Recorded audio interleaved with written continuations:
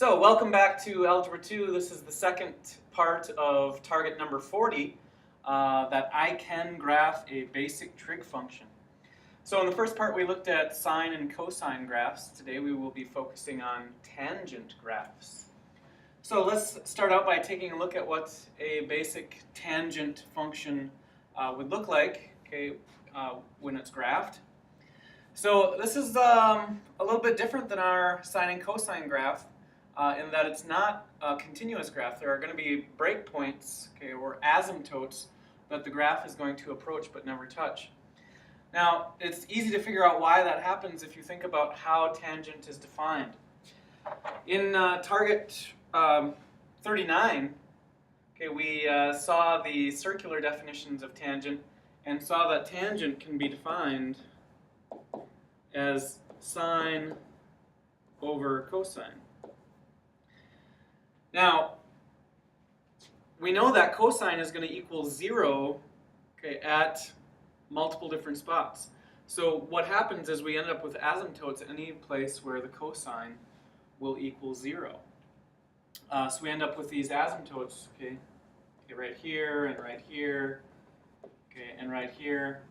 And notice that if you compare those to your cosine graph that we learned how to do yesterday, those are all the same spots where the cosine was equal to 0, where it crossed the x-axis. Now, it's still a periodic graph because it does repeat the same pattern over and over and over again, and that one unit of that pattern is still called a period.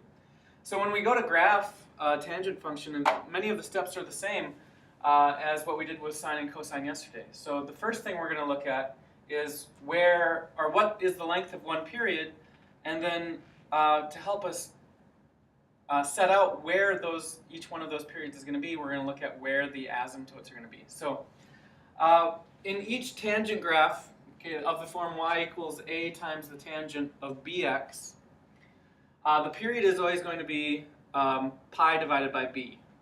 And this is the absolute value of b. So sometimes if you have a negative value of b in there, we don't use a negative value for period, because period is a length. Should make sense. So we want to find that, and then we want to know where the vertical asymptotes are going to be. So the vertical asymptotes will always be at odd multiples of pi over 2b. So if you have b equal to 1, then it would just be 1 pi over 2, 3 pi over 2, 5 pi over 2, negative 1 pi over 2, negative 3 pi over 2, and so on. All of the odd multiples. So you're going to have just odd numbers in your numerator only. All right, so once we have where the asymptotes are, those are going to be two of the key points in terms of graphing a tangent function. Now, there are three other key points giving us a total of 5, just like what we had yesterday with sine and cosine. So first two key points are the asymptotes. So we find out where two of our asymptotes are, and we graph those asymptotes. Then the x-intercept is always going to be exactly halfway in between those two asymptotes. So if you, again, mark off where your asymptotes are and then mark halfway in between them, that's going to be where the x-intercept is. Now, if you look at halfway between the x-intercept and each asymptote, there will be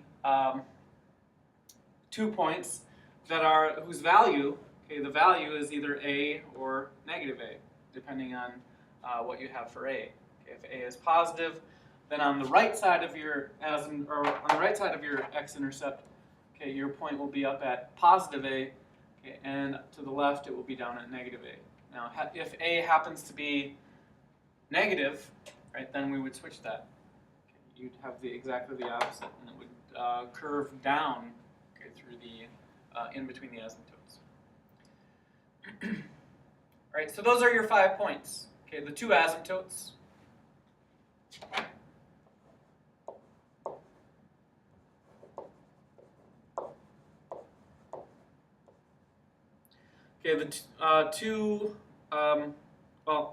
One x-intercept.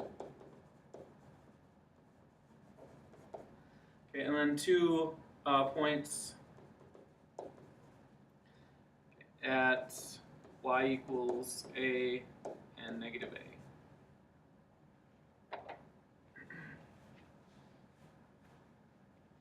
Right, so you always be at whatever a is, you'll be at that to the right, on the right side of the graph.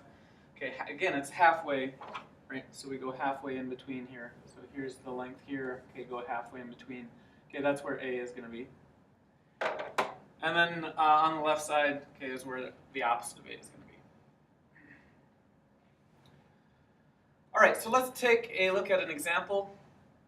Okay, if we want to graph one period of the function y equals 2 tan 3x. So one period, okay, is going to equal, right, if we go back, okay, to find the length of the period, okay, we use pi over b. So in this graph, or in this equation, a equals 2 and b equals 3. So we do pi over 3, okay, for the period. And then to find your asymptotes,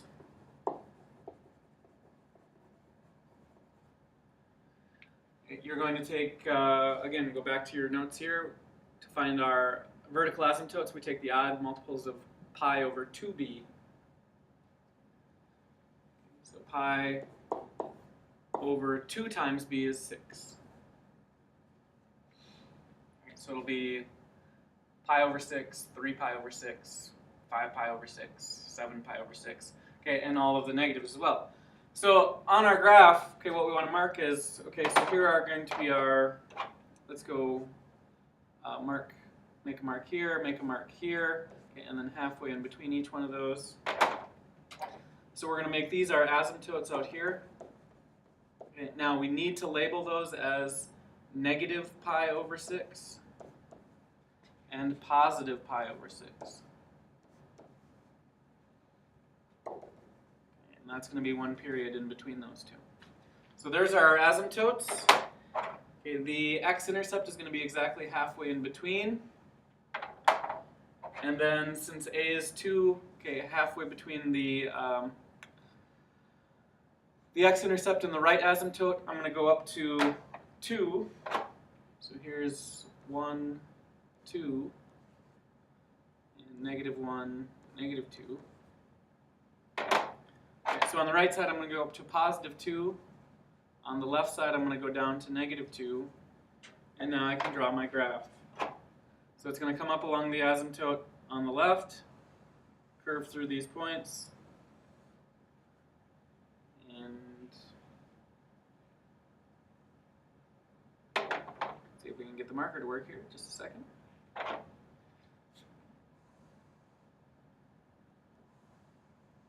So up like this, and then up along the asymptote on the right side.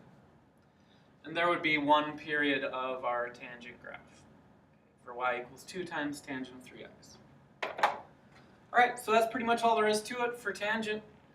Again, the 5 key points, your 2 asymptotes, right, your 1 x-intercept, and then the 2 midway points at a and the opposite of a.